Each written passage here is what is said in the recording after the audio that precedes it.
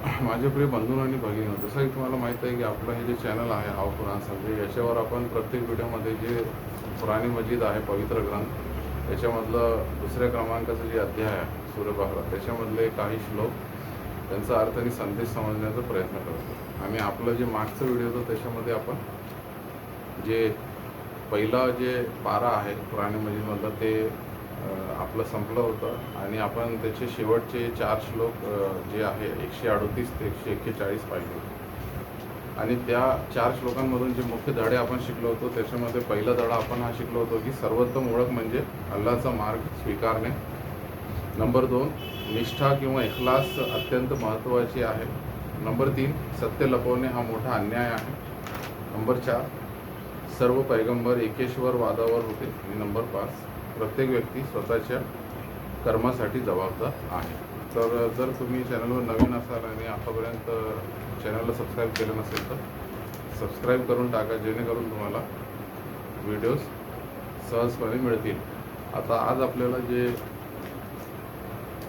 पवित्र ग्रंथ आहे कुराणी मजीद त्याच्यामधलं जे दुसरा पारा आहे ते सुरू करायचं आहे.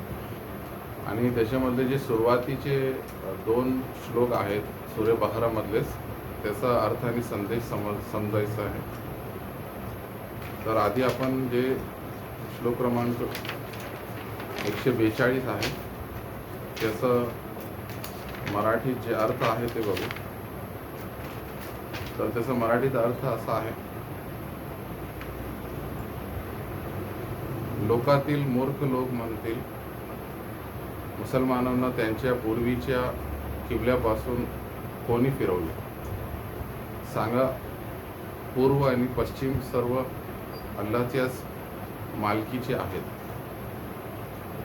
तो ज्याला इच्छितो त्याला सरळ मार्ग दाखवतो. आता या श्लोकाचं स्पष्टीकरण असं आहे की हा श्लोक किबला बदलण्याबद्दल आहे. नंबर 1, सुरुवातीला मुसलमान अल-अक्सा मॉस्ककडे तोंड करून नमाज पढ़त होते किंवा नमाज अदा करत होते. नंबर 2, नंतर अल्लाहने काबाकडे तोंड करण्याचा आदेश दिला. काही मुनाफिक किंवा दांभिक लोक आणि यहुदी लोकांनी यावर आक्षेप घेतला. अल्लाहने स्पष्ट केले, नंबर 1, पूर्व आणि पश्चिम सर्व अल्लाहचे आहे. आणि नंबर 2, खरा इमान म्हणजे अल्लाहच्या आदेशाचे पालन आहे. आता या श्लोकाशी निगडीत जे हदीस आहे तर पैगंबर मुहम्मद सल्लल्लाहु अलैहि वसल्लम नमाज अदा करत असताना किबला बदलण्याचा आदेश आला.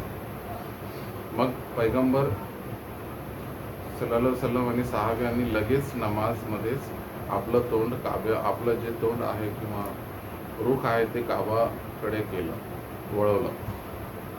आता या श्लोकाला आपण आजच्या जगाशी कसं जोडू शकतो तर आजही अनेक लोक नंबर 1, धार्मिक आदेशांवर प्रश्न उपस्थित करतात. नंबर 2, अल्लाहच्या आदेशांना फक्त स्वतःच्या बुद्धीने मोजतात.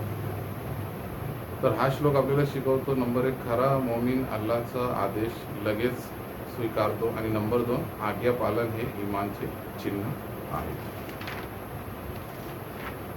याच्यानंतर आता आपल्याला जे पुढचा श्लोक आहे 143 त्याचा मराठीत अर्थ बघायचा आहे, जो असा आहे, आणि अशाच प्रकारे आम्ही तुम्हाला एक संतुलित उम्मत बनवली जेणेकरून तुम्ही लोकांवर साक्षीदार व्हा आणि जे रसूल आहे तुमच्यावर साक्षीदार होतील. आणि पूर्वीचं किबला आम्ही फक्त यासाठी ठरवलं होतं की कोण रसूलचे अनुसरण करतो आणि कोण मागे फिरतो हे आम्हाला स्पष्ट व्हावे.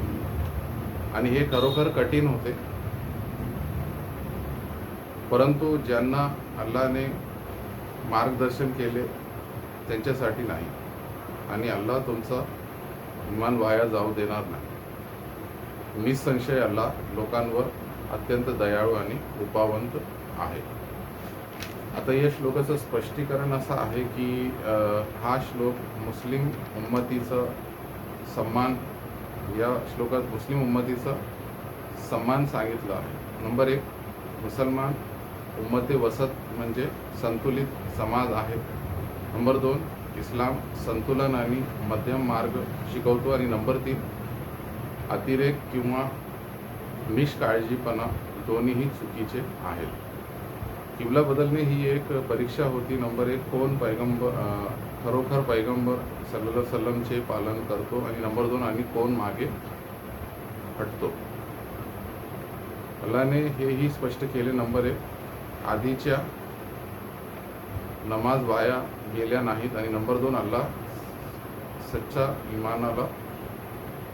इमानाला वाया जाऊ देत नाही. आता सहाव्या किरामांनी नंबर 1, लोक लगेच आदेश पाळला. नंबर 2, कोणतीही चर्चा किंवा विलंब केला नाही. आणि नंबर 3, पूर्ण समर्पण दाखवले. आता या श्लोकाला आजच्या जगाशी कसं जोडू शकतो आपण, तर या श्लोकात आपल्याला शिकायला मिळतं की नंबर 1, इस्लाम हा संतुलनाचा धर्म आहे. नंबर 2, अतिरेक आणि बेफिक्री दोन्हीही हानिकारक आहेत. आणि नंबर 3, अल्लाह आणि त्याचा रसूल जे आहे सल्लल्लाहु अलैहि वसल्लमचे पालन हे यशाचे रहस्य आहे. आता या 2 श्लोकातून जे मुख्य धडे आपल्याला शिकायला मिळतात त्याच्यामध्ये नंबर 1, अल्लाहच्या आदेशाचे पूर्ण पालन आवश्यक आहे. नंबर 2, इस्लाम संतुलन आणि मध्यम मार्गाचा धर्म आहे. नंबर 3, खरी श्रद्धा परीक्षेच्या वेळी दिसते. नंबर 4, 6वा आज्ञा पालनाचे सर्वोत्तम उदाहरण होते. आणि नंबर 5, अल्लाह आपल्या बंद्यांवर अत्यंत दयाळू आहे. तर हे काही गोष्टी होते जे आपण या श्लोकात बघितले. आता जे पुढचे श्लोक आहेत 144, 145, त्यांचा अर्थ आणि संदेश आपण पुढच्या व्हिडिओमध्ये समजू. आज आपण इथे थांबू.